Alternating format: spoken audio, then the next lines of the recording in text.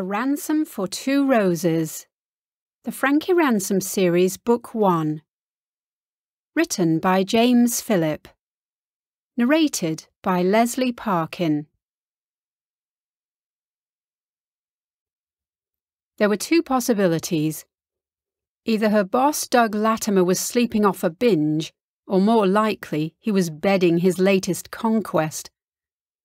The bloody man had a master's degree in taking the piss. Sorry, boss? Nothing. Frankie was supposed to be off duty until Wednesday morning. She'd been called out the last 2 nights. Nothing, forget it. Frankie hadn't made up her mind about Saul. He was 29, tall, dark, and very handsome. Built like a cruiserweight in training, he was still acting like a big kid, still getting used to his new DI. With his military background, she'd expected him to be more sure-footed, harder-headed. But every now and then, he seemed a little out of his depth, off the pace. He was too straight, too unguarded, and too decent. Either he was far too good to be true, or she was too invested in her own paranoia to take anything at face value anymore. In 10 years, Saul would be as tired and cynical as her. He was new on the team, public school educated, Charterhouse, had a history from Oxford University, and had spent the last 5 years in the army. It was hardly a conventional route into the Met. The story was he'd been wounded in Afghanistan, bought out his commission, decided on a change of direction.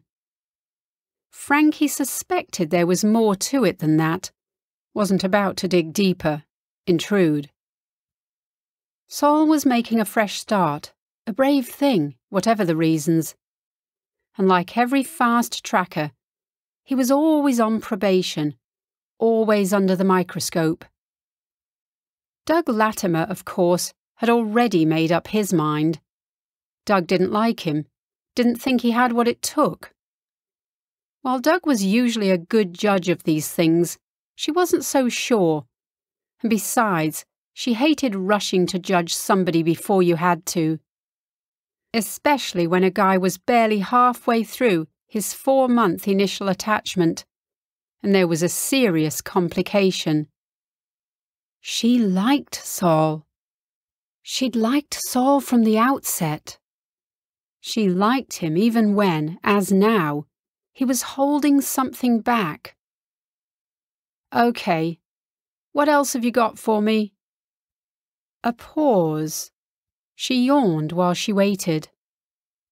A body, up west, the Barrington Manor Hotel.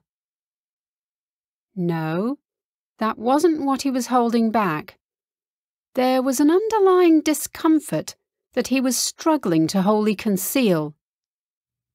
Somebody was breathing down his neck. He couldn't speak freely. And he was angry.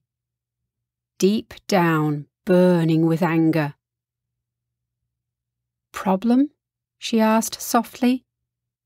No, ma'am. Boss. Always boss. Okay, so he couldn't talk. Be careful.